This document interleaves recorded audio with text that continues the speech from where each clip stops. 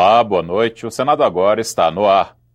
Há 11 dias do recesso, senadores e deputados têm 2 leis orçamentárias para votar. Uma delas deve ir a plenário na próxima semana. É a LDO, com metas e prioridades do governo.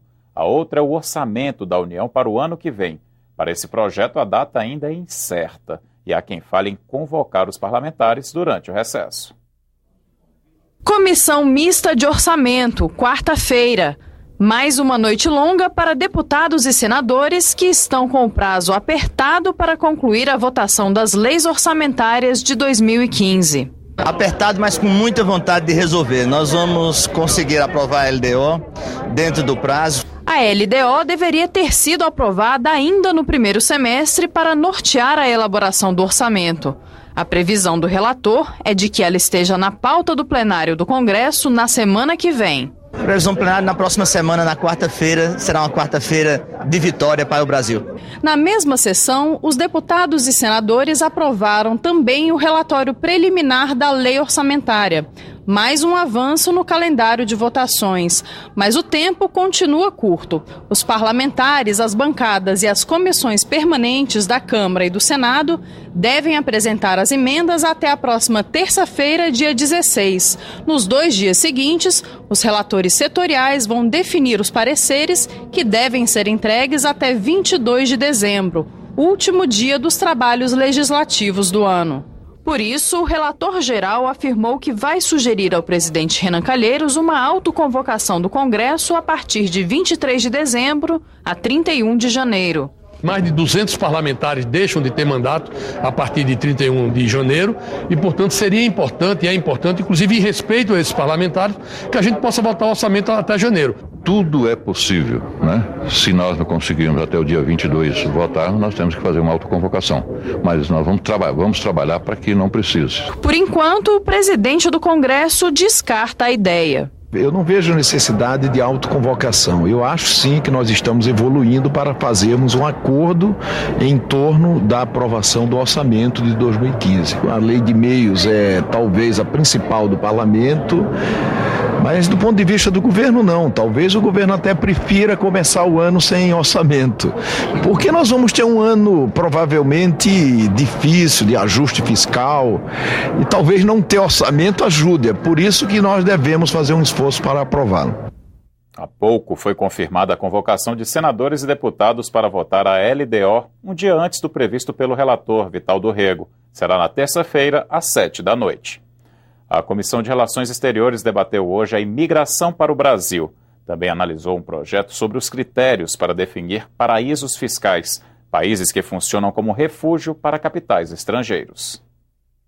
Os senadores aprovaram um projeto que ameniza os critérios para definir uma nação como paraíso fiscal. Atualmente, as operações feitas nessas regiões recebem tratamento tributário mais rigoroso. Com a proposta, o Brasil facilitaria a negociação com países que a comunidade internacional não reconhece como paraísos fiscais. O projeto vai ser analisado ainda na Comissão de Assuntos Econômicos. É inadmissível que países, por exemplo, como Singapura, possam ser consideradas pelo Brasil paraíso fiscal, se não é pela comunidade europeia, se não é pelos Estados Unidos da América. Os senadores também aprovaram um projeto que confirma o acordo assinado em 2010 entre o Brasil e a Organização Internacional para as Migrações.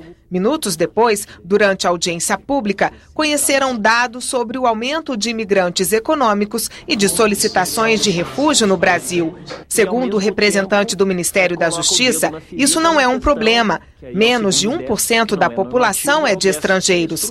A dificuldade está na legislação desatualizada e na falta de estrutura para receber os imigrantes. O Brasil não tem estruturado um conjunto de serviços públicos para os migrantes. Não temos porque essa não era, primeiro, uma questão para nós até pouco tempo atrás e a lógica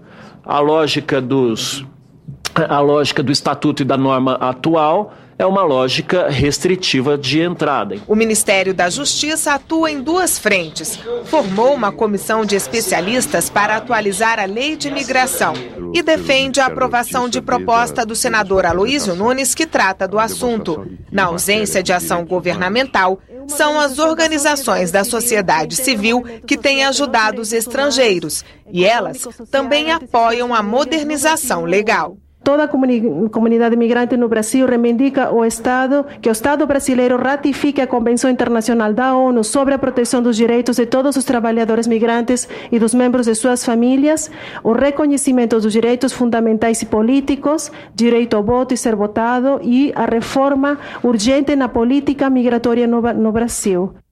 O presidente da Comissão de Relações Exteriores marcou para a próxima terça-feira a votação do projeto que regula a entrada de estrangeiros no Brasil. A Comissão de Agricultura debateu estímulos para os criadores de equinos. Participaram representantes do Ministério da Agricultura e de associações nacionais de criadores de cavalos. O termo equidiocultura engloba não só a criação de cavalos, mas também de mulas, asnos e jumentos, animais empregados em diversas atividades econômicas, principalmente no interior do país. Dados da Escola Superior de Agricultura da Universidade de São Paulo revelam que o setor movimenta a cada ano 13 bilhões de reais. Desse total, 5 bilhões se referem à criação de cavalos de raça. Os 8 bilhões restantes dizem respeito aos animais de lida, justamente mulas, jumentos e cavalos, fundamentais para, por exemplo, o pequeno produtor rural. O projeto do senador Antônio Aureliano determina a criação de uma linha de crédito especial para a equidiocultura e também a isonomia tributária com o setor da bovinocultura. A representante do Ministério da Agricultura explicou que já existe uma lei para regulamentar o setor. Nós temos uma lei, que é a Lei 7.291, é uma lei de 84, vigente, que ela dispõe sobre a equidiocultura no país. Então, ela é uma lei abrangente, que contempla toda a questão de criação, a questão de registro genealógico, melhoramento genético, sanidade, abate, atividade turfística. É verdade que muita coisa que está aqui na lei está prevista na lei que a doutora Raquel citou. Acontece que essa lei que a doutora Raquel citou, ela de tal forma, ela não ajuda o setor, ela engessa o setor. Eu acho que esse projeto vem em excelente hora, até para revogar essa lei existente. Na parte fiscal, a legislação brasileira equipara o cavalo ao pet, equipara o cavalo ao cachorro e ao gato e outros animais de estimação, e na verdade ele não é. Ele é um auxiliar da pecuária nacional. Então a legislação dele é uma legislação de tributação muito superior. A atividade do criatório de cavalo, conforme é bom esclarecer, é uma atividade que abrange todos os setores de maneira democrática. Ele não às vezes a pessoa acredita que o cavalo seja uma coisa de elite, não é uma coisa de elite. Cavalo é uma coisa para todo o povo brasileiro. A mesa diretora do Senado recebeu hoje uma proposta para avaliar os índices de transparência do Poder Legislativo em todo o país. Membros do Conselho de Transparência e Controle Social do Senado entregaram o documento para Renan Calheiros. O texto propõe a criação de um ranking nacional de transparência legislativa para estimular a divulgação de dados públicos à população. Além do Congresso Nacional, a avaliação valeria para assembleias estaduais e câmaras municipais. O índice é o resultado das atividades do Conselho de Transparência.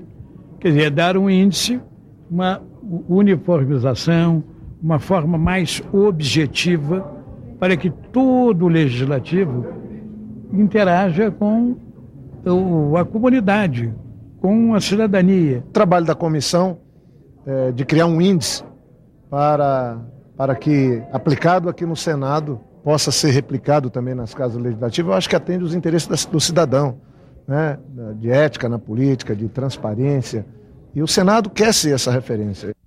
O projeto prevê análise de 4 pontos fundamentais para a transparência: informações administrativas sobre as atividades do Legislativo, interação e participação social e obediência aos parâmetros da Lei de Acesso à Informação.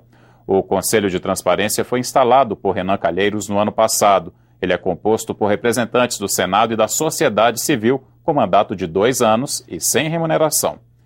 terminou o credenciamento para jornalistas que vão cobrir a posse da presidente Dilma Rousseff no segundo mandato.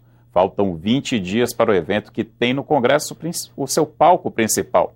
A repórter Glauciene Lara explica. No dia 1º de janeiro, a presidente Dilma Rousseff sai do Palácio da Alvorada por volta das 2h30 da tarde. Vai à Catedral e, em seguida, vem ao Congresso para a cerimônia de posse, marcada para as 3 horas da tarde. Se fizer sol, ela chega pela rampa que dá acesso ao Salão Negro e, se chover, por baixo pela chapelaria. Só entram no Congresso convidados e pessoas credenciadas para trabalhar na cerimônia. A posse aqui no Palácio do Congresso é um evento simbólico. Em nome do povo brasileiro, o Congresso Nacional tem que estar presente e a mesa do Congresso Nacional, que seria, por assim, o topo da pirâmide democrática representativa brasileira, investe no cargo de chefe de Estado o eleito. Essa é a lógica. Até agora, 5 chefes de Estado confirmaram presença: do Chile, Paraguai, Costa Rica, Peru e Guiné-Bissau. Também virão o presidente eleito do Uruguai, Tabaré Vázquez, e os vice-presidentes dos Estados Unidos, China, Rússia e Argentina.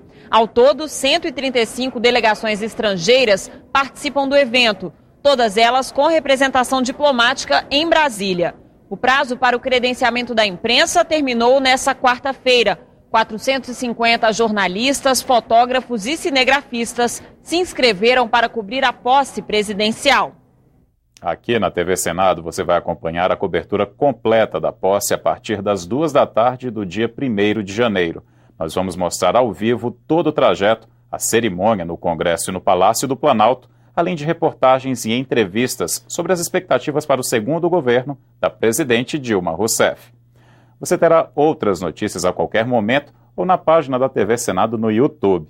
Terminamos esta edição com imagens da missa de encerramento dos trabalhos legislativos, celebrada hoje no Salão Negro do Congresso. Boa noite e até amanhã.